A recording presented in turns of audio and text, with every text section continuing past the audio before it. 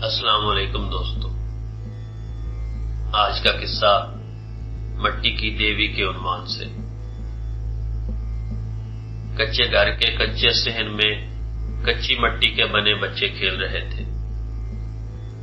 گوبر کے پوچے سے لچکتی کچی چبوتری کے قریب شتوت اور پیپل کی ڈھاری کے نیچے بوسیدہ چارپائی کے ساتھ گندی چادر کی بنی جھولی میں ایک بچہ ایسے پڑا تھا جیسے کسی کمہارن نے کوئی چھوٹا مٹی کا بانڈا تشکیل دے کر تیز دھوپ میں پکنے کے لیے رکھا ہو۔ وہ اس کچے بانڈے سے بے نیاز تھی۔ اگر وہ اپنے اس کچے بدن کی نرم مٹی کو وجود کی شکل دینے میں ناکام ہو جاتا اور اس کی گیلی مٹی ڈھہ جاتی تو اس کے کرتار کو کوئی فرق نہ پڑتا۔ اس کے لیے یہ کوئی نئی بات نہ تھی۔ کئی بانڈے اس کیچڑ میں ہی منہدم ہو گئے جہاں نئے بانڈوں کی مٹی تیار ہوتی ہے۔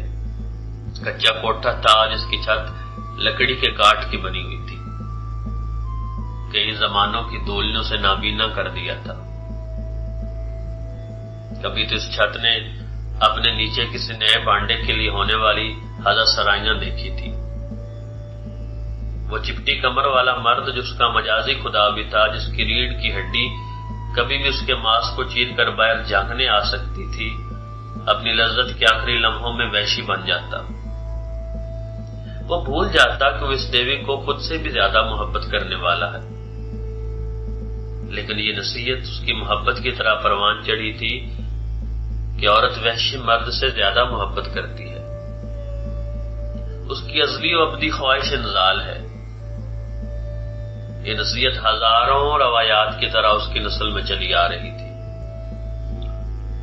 چھت کے نیچے دیوار کے ساتھ مٹی کی بنی پڑچھتی پہ سٹیل کے چند گلاس مینار کی شکل میں سجائے گئے تھے۔ چونکہ ان کی تعداد زیادہ نہ تھی، اس لیے ان میں کافی فاصلہ رکھا گیا تھا۔ پڑچھتی کے نیچے لوہے کے بڑے صندوق پہ 2 سٹیل کی پراتیں، ایک ترامے کی لشکتی پرات، ایک سانک چنگیل اور چند پلیٹیں ترتیب سے جوڑی گئی تھی۔ دائیں جانب 3 چارپائیوں پہ رضائیوں، تلائیوں، خیسوں اور تکیوں کا ڈھیر چادر سے لپیٹا گیا تھا۔ چارپائیوں کی پائنٹی کی طرف سٹیل کی بڑولی پہ رکھے موڑے پہ بہت سارے کپڑے بکھرے پڑے تھے۔ بائیں جانب رکھی چارپائی کو پھولوں والی چادر سے ڈھانپا گیا تھا تاکہ کوئی بھی اس کی طویل العمری کا اندازہ نہ لگا سکے، مگر وہ ہر بار بیٹھنے والے کو آوازار بوڑھی مائی کی طرح اپنی عمر کا پتہ دے ہی دیتی۔ بڑے صندوق کے بالکل سامنے ان مٹی کے باویوں کی دیوی باتھو کا پوچا مارے جا رہی تھی، جہاں اس نے دوپہر کے وقت ان مٹی کے بانڈوں کو سجانا تھا۔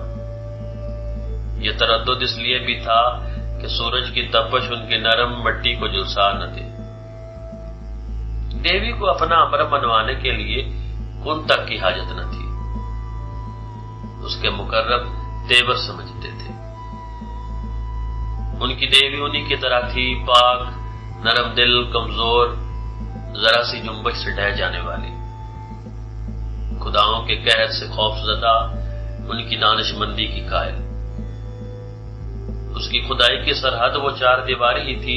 4 دیواری کے پار بڑے خدا تھے، متکبر، دولت مند، اکڑے ہوئے، جن کی حضور دیوی بھی ایک لونڈی سے زیادہ نہ تھی۔ یہ شکل 4 دیواری کے اندر آئی۔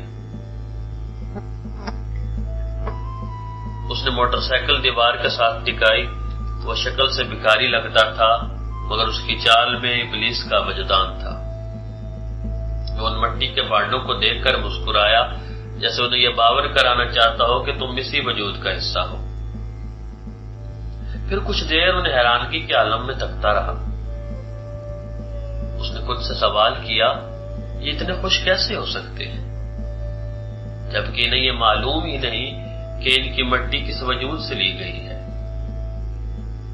یہ کہتے ہوئے کہ فریب کا چکر ہے، وہ آگے بڑھ گیا۔